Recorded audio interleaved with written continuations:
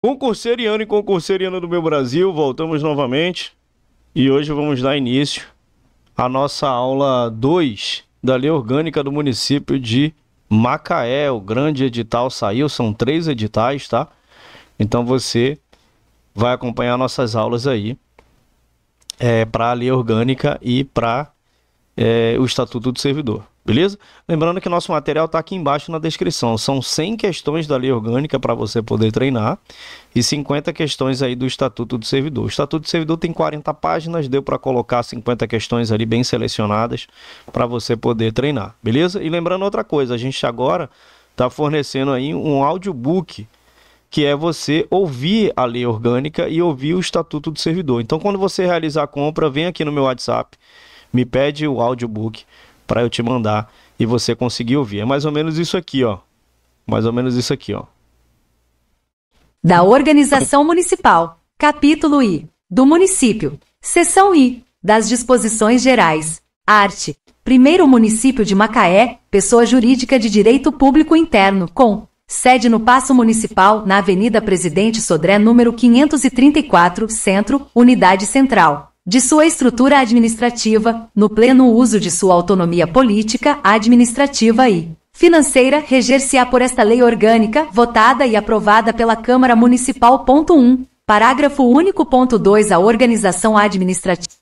Então aqui você tem, né, além das aulas aqui, você pode potencializar ainda mais o seu aprendizado ouvindo a lei orgânica, né? Ouvindo o Estatuto do Servidor. Então, de repente, você está arrumando a casa, de repente você está indo para o trabalho, de repente você está fazendo uma caminhada, coloca o fone de ouvido e vai ouvindo, né? Porque existe a leitura, né? Você pode fazer a leitura, você pode assistir nossas aulas e você pode também ouvir a lei orgânica, que a gente chama de audiobook, beleza? Então, lembrando que assim que você realizar a compra, entre em contato comigo pelo WhatsApp que eu mando de graça para você o audiobook das leis mais solicitadas aí em concurso público, tá? Então, você vai chegar lá preparado para a prova, ok?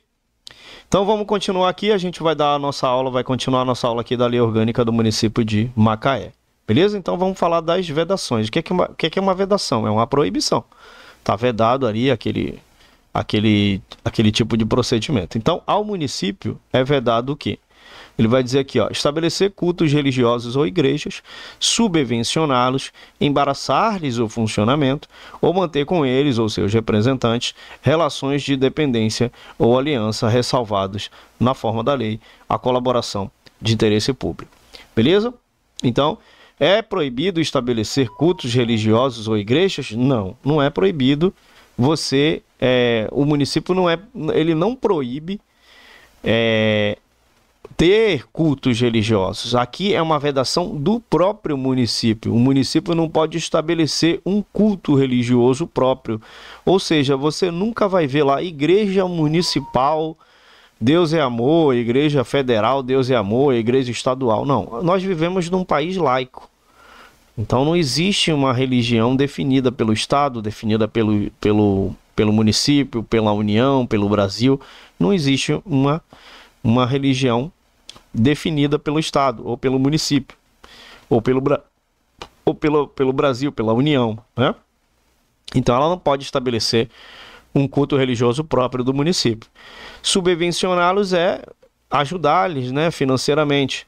Embaraçar-lhes o funcionamento. Tanto eles não podem nem criar uma religião e nem atrapalhar as religiões que são criadas, né?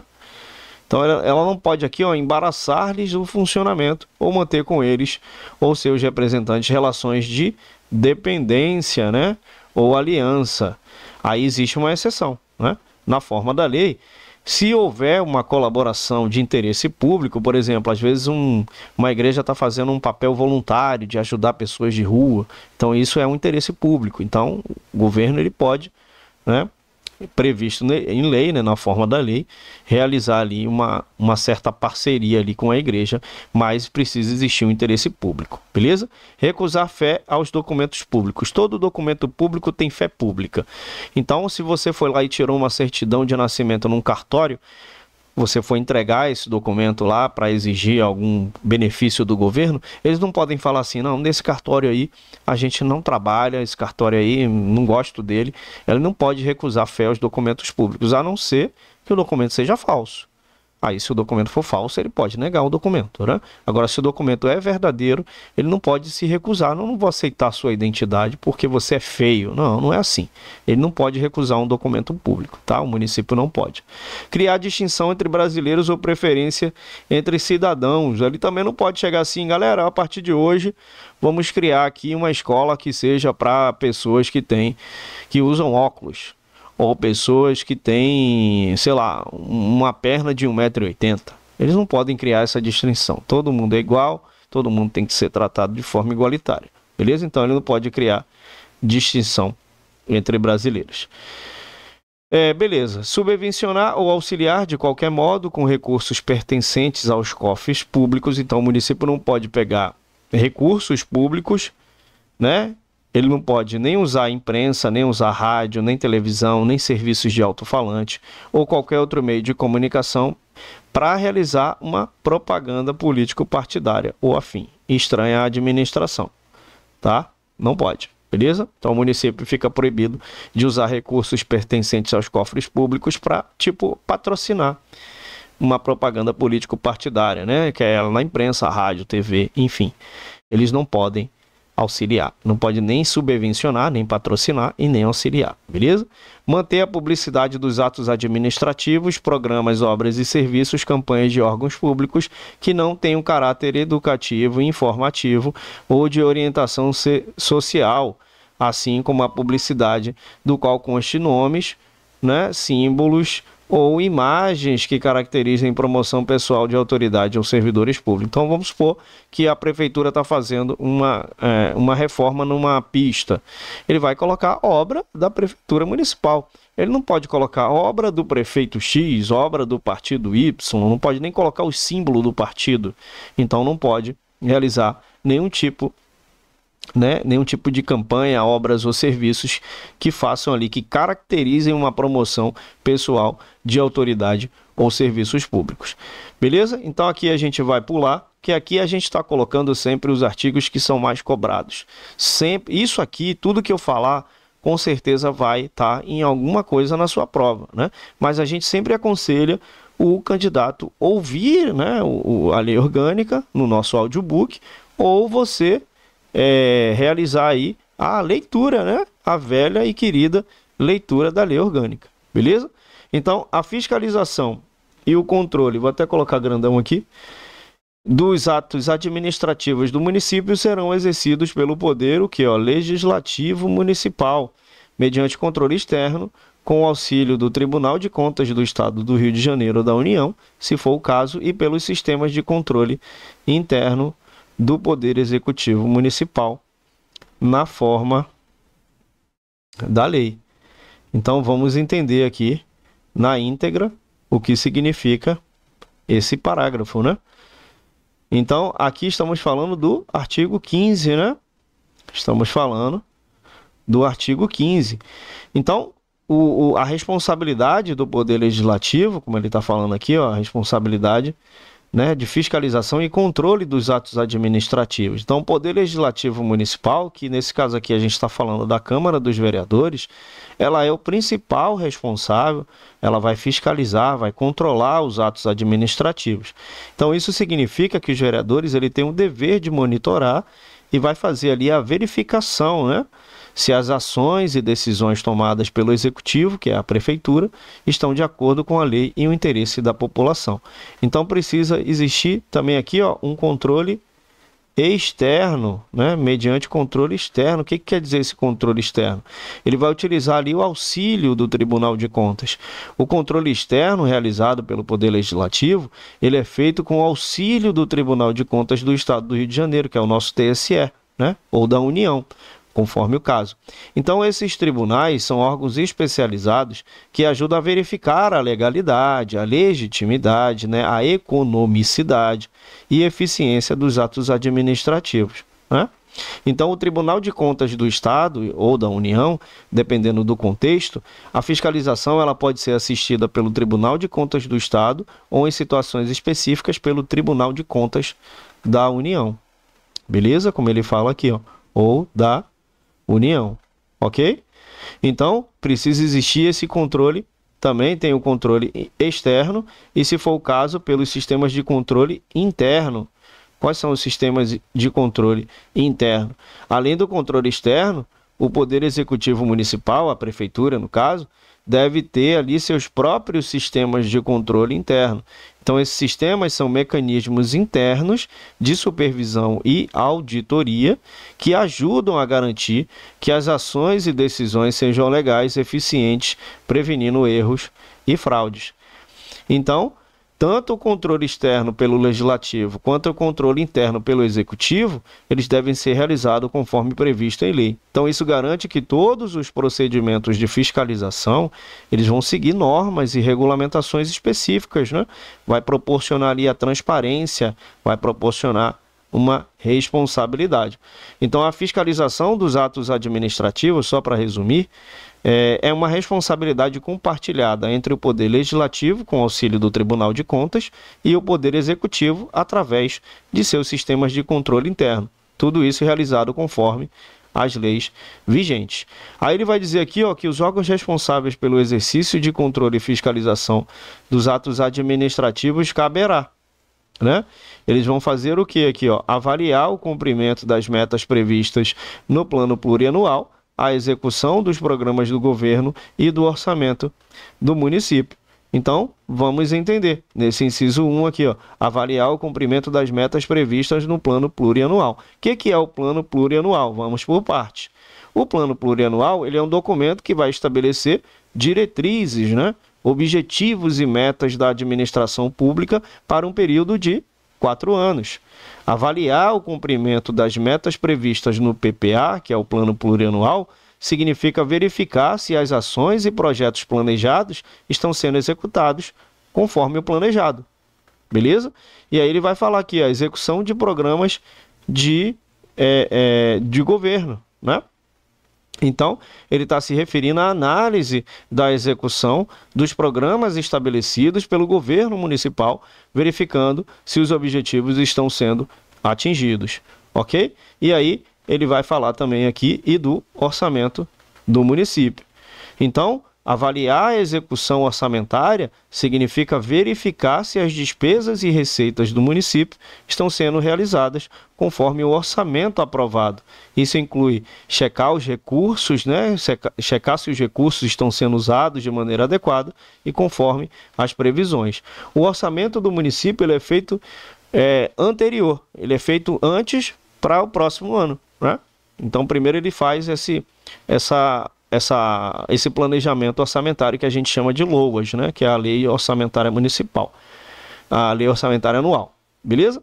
Comprovar a legalidade e avaliar os resultados quanto à eficácia e à eficiência da gestão orçamentária, financeira e patrimonial nos órgãos e entidades da administração municipal, bem como da aplicação de recursos públicos por entidade de direito privado. Então, vamos entender esse inciso 2, né? Então, ele está dizendo o seguinte, precisa ter ali, ó, ele tem que comprovar a legalidade, ele tem que avaliar os recursos quanto à eficácia, a eficiência da gestão orçamentária. Então, a legalidade, ele vai verificar se as ações e as operações estão em conformidade com a legislação vigente. A eficácia, ele vai avaliar se os objetivos e metas estão sendo alcançados, né? Eficácia está relacionado ao grau de realização dos objetivos estabelecidos. Eficiência significa avaliar se os recursos estão sendo usados de maneira otimizada, né, obtendo os melhores resultados com o menor custo. Gestão orçamentária, financeira e patrimonial refere-se à administração das finanças e do patrimônio público, vai assegurar ali que estão sendo geridos de forma correta, de forma prudente, né?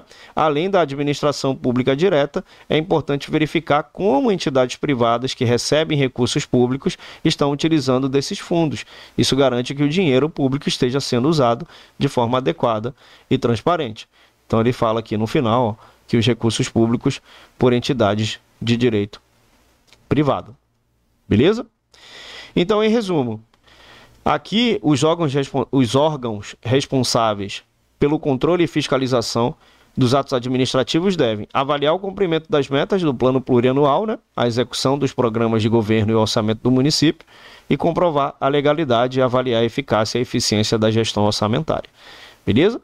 Aqui no 3, exercer controle das operações de crédito, avais e garantias, bem como dos direitos e haveres do município. Galera, eu vou utilizar uma linguagem bem simples, né, para que o assunto não fique tão massivo.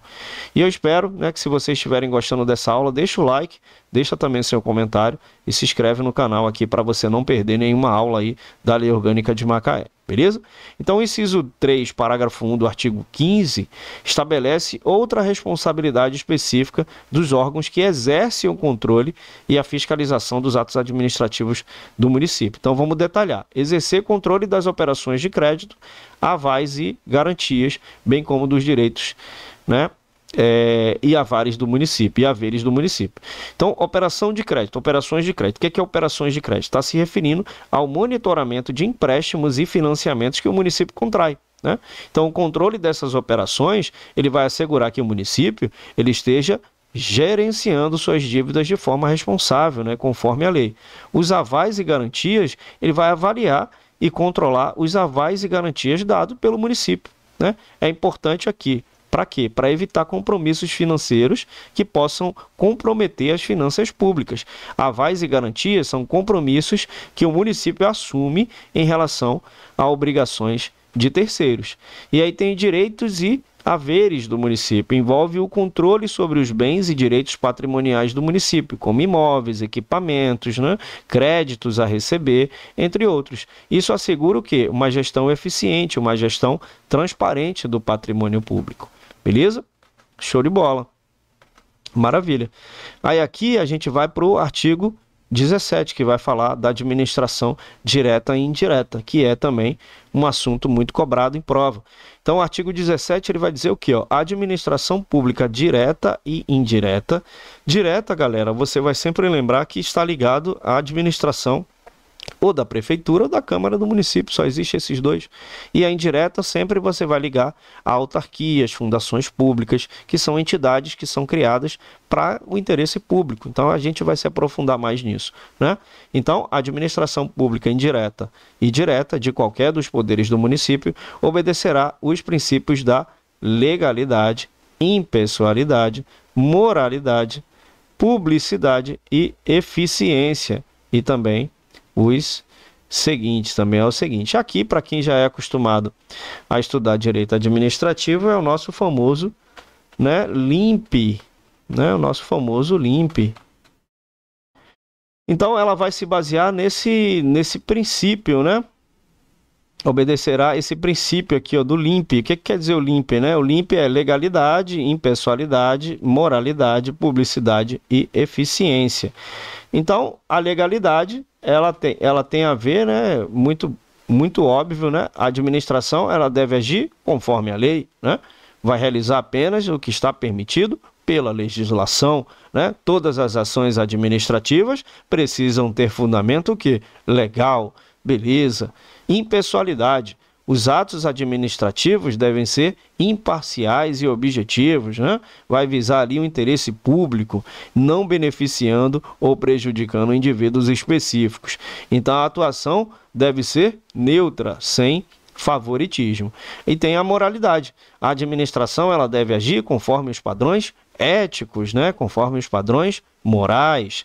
Além de ser legal, a conduta administrativa precisa ser justa, honesta, adequada aos padrões de moralidade administrativa. A publicidade, os atos da administração devem ser transparentes, devem ser acessíveis ao público. Então, a divulgação das ações e decisões garante a participação e o controle social, permitindo que a população acompanhe e fiscalize a gestão pública. Então, tudo que você vê, você vai ver lá uma sessão. A sessão ela é pública, né? Você vai ver lá um funcionário que foi exonerado, vai estar lá no Diário Oficial. Um funcionário que foi promovido, vai estar lá no Diário Oficial. Você tem acesso ao holerite do funcionário público, então tudo é transparente, tudo você tem acesso, beleza? E aí, além disso tudo, tem a publicidade e a eficiência, ou seja, ela tem, né, a administração, ela pode buscar uma melhor utilização ali dos recursos disponíveis, né, alcançando melhores resultados com um menor custo. Então, isso implica em otimização e qualidade dos serviços públicos prestados. Então, os cargos aqui no inciso 1, né, os cargos e emprego público, né, e funções públicas são acessíveis aos brasileiros que preencham os requisitos estabelecidos em lei, assim como os estrangeiros na forma da lei. Esse parágrafo aqui, ele diz que os cargos são acessíveis aos brasileiros que preencham requisitos estabelecidos em lei. Quais são esses requisitos? Nacionalidade, né? Idade, direitos políticos, né? Tá em dia com o seu, né? As suas eleições, né? O seu, né? Se você votou, se você foi lá e votou certinho. E também, assim como os estrangeiros, né? Na forma da lei. Precisa existir uma lei que prove, né? Que o estrangeiro ele pode realizar, por exemplo, a naturalização, né? Um estrangeiro que deseja ocupar um cargo público, ele precisa obter a naturalização brasileira. Então isso envolve ali um processo que inclui residir legalmente no Brasil por um período mínimo, né? Então normalmente aí são 15 anos, né? Ter capacidade civil, né? Segundo a lei brasileira. Existem também exceções específicas, existem cargos públicos e que a contratação de estrangeiros é permitida sem a necessidade de naturalização. Por exemplo, em universidades federais é comum a contratação de professores, técnicos, cientistas estrangeiros, né? Então, existe essas exceções, beleza? Show de bola, maravilha. A investidura em cargo público depende de aprovação prévia em concurso público, de provas ou de provas e títulos. Isso aqui a gente estuda também no Estatuto do Servidor, então é muito bom a gente também gravar aqui, né? A gente já até deu essa aula falando sobre essa parte aqui, né? De acordo com a natureza e a complexidade do cargo ou emprego, ressalvadas as nomeações para cargo em comissão, declaradas em lei de livre nomeação e livre exoneração. Então a gente sabe que os cargos em comissão não necessitam de realização, não necessita de aprovação em concurso público. Você pode exercer um cargo em comissão, mesmo sem ter passado em concurso público. A única diferença é que um cargo comissionado, você não tem estabilidade. Você não tem estabilidade. Então, o que é que pode acontecer? Você pode ser nomeado a qualquer momento, mas pode ser exonerado a qualquer momento também. Beleza?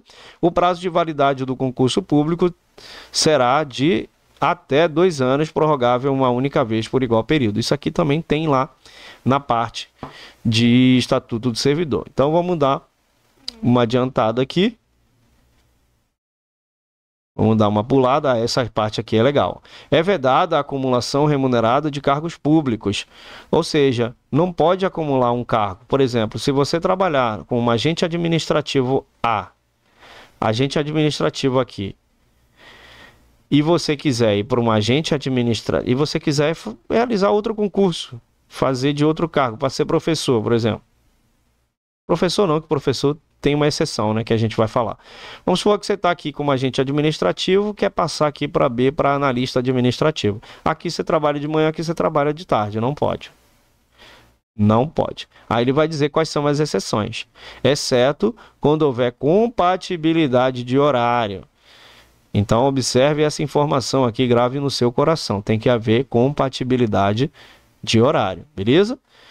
Observado em qualquer caso o disposto no inciso 11 do artigo 37 da Constituição Federal. Há de 2 cargos de professor, então se tiver compatibilidade de horário, você pode trabalhar como professor em uma escola de manhã do estado e uma escola federal à noite ou à tarde. Então pode acumular 2 cargos de professor. Um cargo de professor com outro técnico ou científico. Então, de repente, você trabalha com um cargo de professor normal e você é um cientista em uma faculdade, em algum lugar, né? Então você pode acumular os 2. Também há de 2 cargos ou empregos privativos de profissional da saúde com profissões regulamentadas. Então pode também, né? Tanto aqui, ó, até privativos, ó, né? 2 cargos ou empregos privativos de profissionais da saúde com profissões regulamentadas. Então, no caso de profissionais da saúde, também pode acumular 2 cargos. Beleza?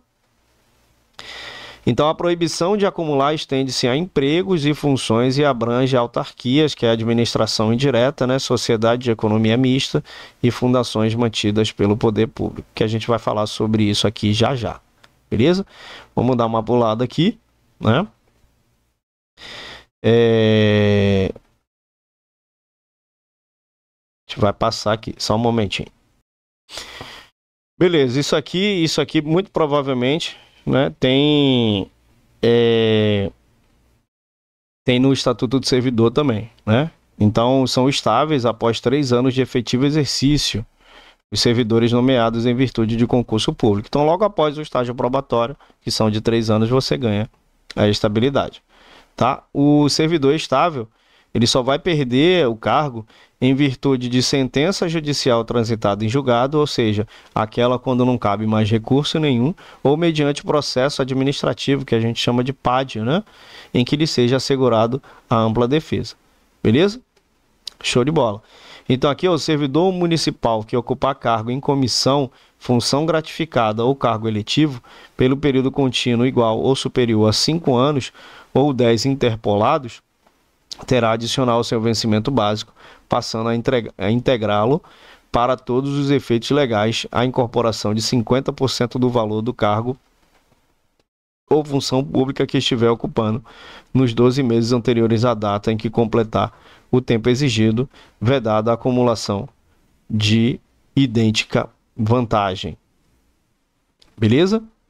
Show. Aqui ele vai dizer que, aqui no artigo 22, ele vai dizer que a administração municipal é constituída dos órgãos integrados à estrutura administrativa do Poder Executivo e de entidades dotadas de personalidade jurídica própria, né? Então, vamos entender aqui, né? Então, órgãos integrados à estrutura administrativa do Poder Executivo, né? Então, esses são os departamentos, as secretarias e outros órgãos que fazem parte da administração direta do Poder Executivo. Então, eles são responsáveis pela execução das políticas públicas e pela gestão dos serviços municipais. Então, exemplo, Secretaria de Educação, Saúde, Finança, entre outras, né? E entidades dotadas de personalidade jurídica própria, como ele está falando aqui. Beleza? Então, essas entidades, ela têm autonomia administrativa e financeira, embora ainda sejam vinculadas ao Poder Executivo. Então, elas são criadas por lei para desempenhar funções específicas e possuem personalidade jurídica própria, o que lhes permite atuar de forma mais independente, né? Então, autarquias, por exemplo, né, são entidades públicas criadas por lei para desempenhar atividades típicas da administração pública com autonomia administrativa e financeira. Exemplo, né, INSS, Anvisa. Funções públicas, fundações públicas, na verdade, são entidades criadas para desenvolver atividades que não precisam ser necessariamente executadas pelo Estado ou pelo município, mas são de interesse público, né? E empresas públicas e sociedade de economia mista são entidades criadas para a exploração de atividades econômicas em nome do governo, né? Mas com estrutura e funcionamento semelhantes à de uma empresa privada, exemplo, Correios, Petrobras, né? Então, o município, na ordenação de sua estrutura orgânica e funcional, atenderá aos princípios da desconcentração e da descentralização, aplicando os princípios técnicos recomendáveis ao bom desempenho das atribuições. Então, vamos entender aqui o que é desconcentração e o que é descentralização, né? Então, vamos lá. A definição de desconcentração é um princípio administrativo onde funções e responsabilidades são distribuídas internamente entre diferentes unidades ou órgãos de uma mesma entidade. Em outras palavras, é uma forma de distribuir tarefas dentro do próprio Poder Executivo Municipal para agilizar processos e melhorias, né, e melhorar a eficiência. Então, exemplo, criação de departamentos ou divisões dentro de uma secretaria municipal para lidar com diferentes aspectos de uma área específica, como saúde ou educação. Já a descentralização, né, ela envolve a transferência de competência e responsabilidades da administração central para entidades com personalidade jurídica própria. Aí vai entrar as autarquias, fundações, empresas públicas. Isso permite que uma maior autonomia na gestão de determinados serviços públicos, né? Ali permite uma maior autonomia na gestão. Então, exemplo, transferência da gestão de serviços de água e esgoto para uma autarquia municipal específica para esse fim, né? Então, princípios técnicos recomendáveis. Então, ele fala aqui, ó, aplicando os princípios técnicos recomendáveis ao bom desempenho de suas atribuições. Ele está se referindo à adoção de métodos e práticas administrativas que promovam ali uma certa eficiência, uma certa eficácia e qualidade na prestação dos serviços públicos. Então, esses princípios incluem a utilização de tecnologias adequadas, né? A formação e capacitação de servidores, planejamento estratégico, né? Avaliação de desempenho. Então, qual é a importância? A aplicação desses princípios, ele garante que a administração municipal funcione de maneira otimizada, né? Com processos bem definidos e executados de forma a maximizar os recursos disponíveis. Beleza?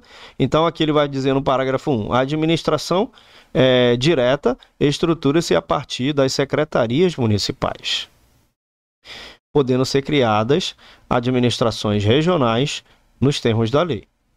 Beleza? E aí ele vai dizer que a administração indireta compreende as seguintes entidades, definidas nos termos da legislação vigente. Eu vou falar aqui mais ou menos só para você ter uma ideia como que funciona. Eu não vou me aprofundar muito, porque a ideia é que você saia bem na prova, né? Então, se você estiver gostando desse conteúdo, eu vou pedir para você parar agora, bebe uma água, respira e dá um like. Aperta o dedo no like, é de graça e você vai ajudar o canal, né? Vai ajudar essa informação que a gente está passando aqui agora para chegar em novas pessoas, tá? Aí você vai estar fazendo a sua corrente do bem. Então respira, calma, tudo vai dar certo. É só você entrar no seu interior, fazer suas orações, se internalizar e aí ficar calmo, ficar tranquila, ficar tranquilo, que tudo vai dar certo. Beleza? Aqui é a aula com incentivo, aula com coach, uma aula coach. Então vamos lá. As autarquias, galera, ela é uma entidade pública, ela é criada por lei e ela tem que exercer ali atividades atípicas, né? Na verdade, atividades típicas da administração pública com autonomia administrativa e financeira. Então, vem aqui comigo, elas são responsáveis por serviços públicos específicos e têm a mesma natureza jurídica dos órgãos públicos. Exemplo, Instituto de Previdência Municipal, Serviço de Água e Esgoto, né? Então, isso são exemplos de autarquia. Já as fundações públicas, quando ele fala aqui no 2, as fundações públicas, elas são entidades dotadas também de personalidade jurídica, de direito público ou privado. Elas são criadas por lei, com patrimônio próprio e destinados a prestar serviços de interesse coletivo, como saúde, educação e pesquisa. Então, exemplo, Fundação Municipal de Saúde, Fundação Cultural, beleza? E aí tem as sociedades de economia mista. Agora a gente está falando de uma entidade, né, híbrida, né? Uma entidade não, uma sociedade de economia mista são empresas constituídas sobre a forma de sociedade anônima, em que o poder público ele é o acionista majoritário. Então, elas são criadas para explorar atividades econômicas e comerciais, proporcionando bens ou serviços de interesse público. Exemplo, empresas de energia, companhias de água e esgoto, onde o município detém a maioria das ações. E aí tem as empresas públicas, né?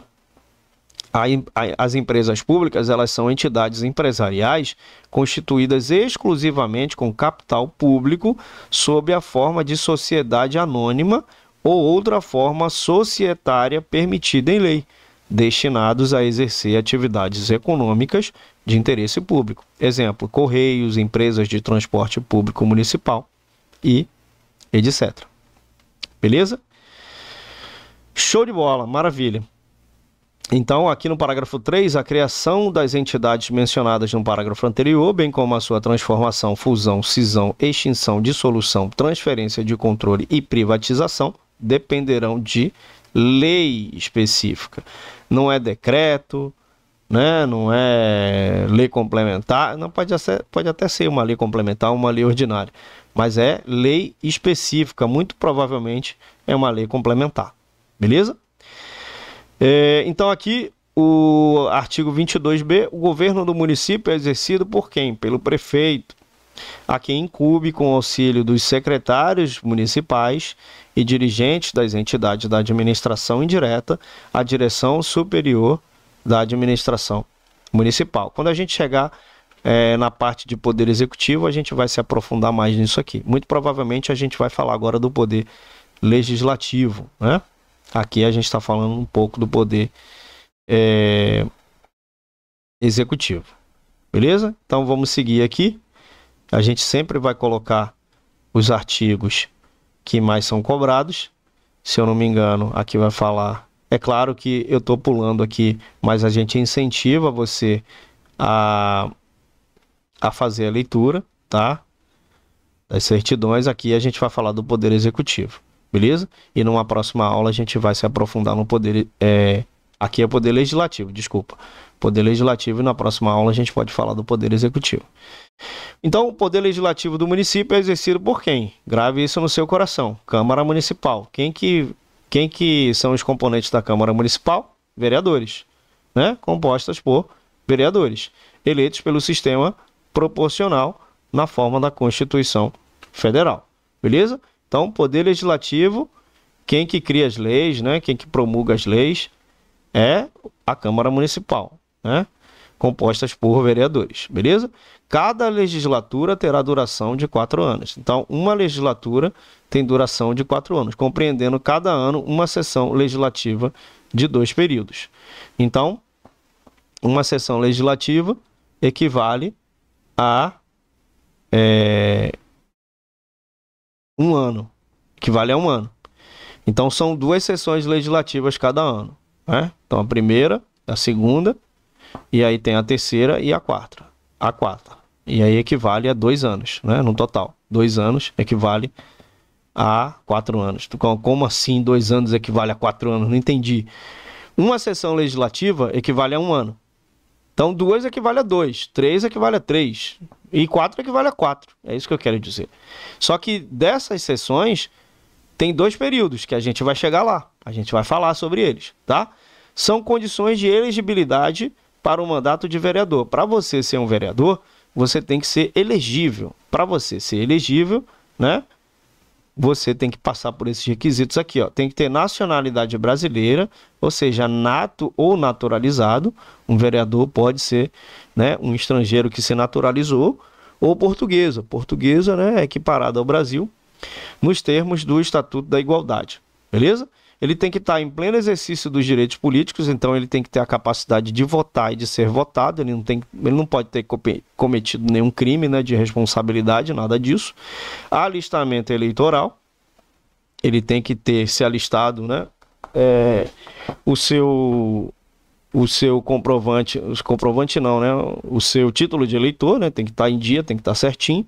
Domicílio eleitoral na circunscrição, então ele tem que morar, né, no local do domicílio eleitoral, né? Ele tem que morar lá, o domicílio eleitoral na circunscrição onde ele mora, né? Filiação partidária, ele tem que se filiar a um partido. Idade mínima de 18 anos, não é 21. Idade mínima de 18 anos e ser alfabetizado, pelo amor de Deus, tem que saber pelo menos ler e escrever, né? Então esses são os requisitos aqui, são as condições de elegibilidade para o mandato de vereador, ok? Aqui ele vai dizer o número de vereadores de Macaé. Esse daqui, a fixação do número de vereadores será nos termos do artigo 29, BBB, bobobo. Aí aqui no parágrafo 2, a gente já pegou o documento aqui atualizado, né? Aí ele vai dizer que o município de Macaé contará com o número de 17 vereadores. Grave essa informação no seu coração, grava no seu coração bonitinho. 17 vereadores. Aqui o número de vereadores ele é equivalente ao número de pessoas no município. Então, essa informação já está atualizada, inclusive, tá? Então, são 17 vereadores. E isso daqui é muito importante também você gravar, tá? A Câmara Municipal, né, que é exercida aqui o Poder Legislativo, ela vai se reunir anualmente em sua sede, que geralmente a sede é a Câmara, né?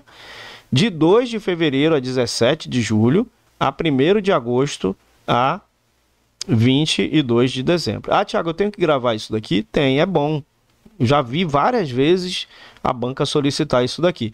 Mas como é que eu faço mais ou menos aqui para gravar? Aqui ele já fez diferente das outras, que as outras, olha assim, olha aqui, no artigo 45 anterior, desatualizado. 15 de fevereiro a 30 de junho, parava julho todo, começava agosto, começava dezembro. Aí é mais fácil de gravar, né? As férias de julho das escolas, e aí você via o ano letivo aqui, fazia o cálculo, ficava certinho.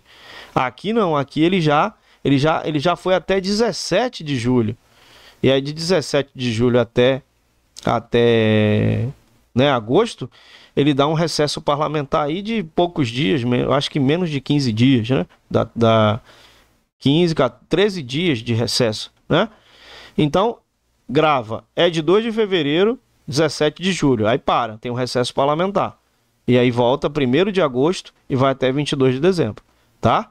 Então não esquece, isso aqui cai muito em prova, grava, coloca o papel na parede, cola no espelho, cola no carro, cola no local de trabalho, grava isso daqui. As reuniões marcadas para essas datas aqui que a gente falou em cima serão transferidas para o 1º dia útil subsequente, quando recaírem em sábados, domingos ou feriados. Então vamos supor, 2 de fevereiro caiu num sábado, então vai ser transferida para o próximo dia útil subsequente. 2 de fevereiro caiu no sábado. Qual é o próximo dia útil subsequente? É domingo? Não, domingo não é dia útil. Então vai ser prorrogado para o dia 4. 2 de fevereiro caiu sábado, 3 é domingo, 4 segunda-feira. Se segunda-feira for feriado, aí só dia 5, terça-feira, tá? A Câmara vai se reunir em sessões ordinárias, extraordinárias e solenes.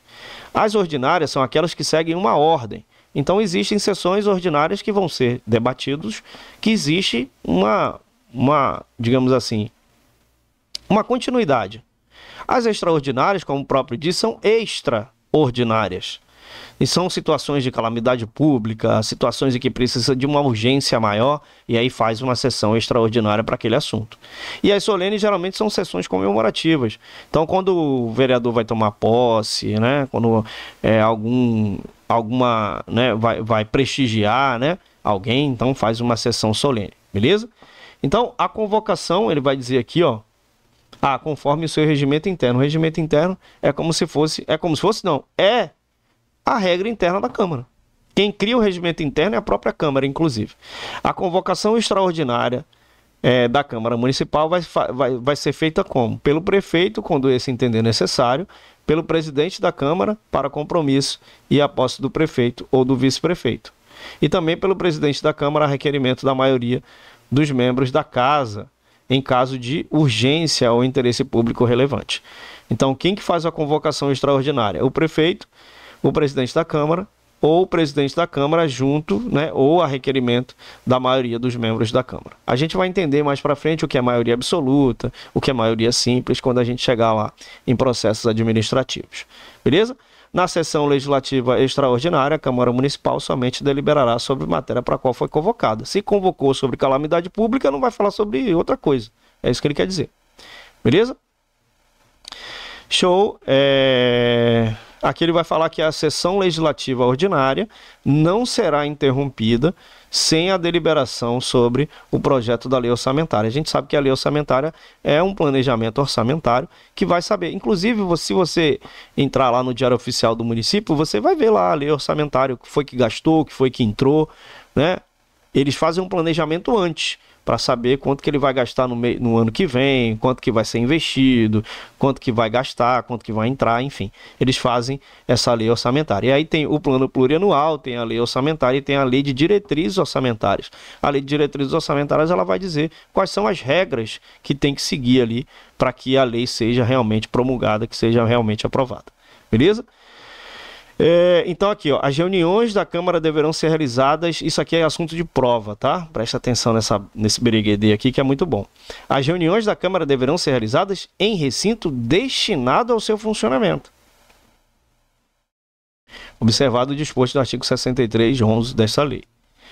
Todas as reuniões serão realizadas em recinto destinado. Que geralmente é lá dentro da Câmara. Existe uma exceção, que está aqui no parágrafo único. As sessões solenes poderão ser realizadas fora do recinto da Câmara.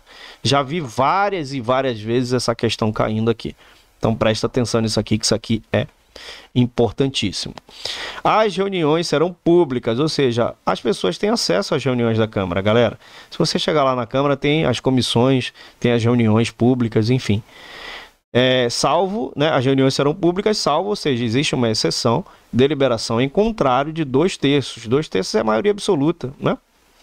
Adotada em razão de motivo relevante. Então pode ser que as reuniões sejam privativas, né? As reuniões somente poderão ser abertas com a presença de no mínimo 1/3 dos membros da Câmara. 1/3 equivale a 17, 1/3 é um pouco menos da metade. Então se estiver ali um pouco menos da metade, as reuniões poderão ser abertas. Beleza? Então, tem ali, ó, considera-se presença da reunião o vereador que assinar o livro de presença. Então, tem o livro de presença lá, tá? Ele tem que assinar a partir da ordem do dia, dos trabalhos dos plenários e das votações. A ordem do dia, ele vai dizer aqui o que vai ser debatido naquele dia. Isso é organizado pela mesa diretora, que a gente vai aprender mais na frente o que significa a mesa diretora, que é você administrar a sua casa. A casa dos vereadores é a casa deles. Eles vão administrar. Quando que será as reuniões falando sobre saúde? Data X. Quando será o debate falando sobre isso? Data Y.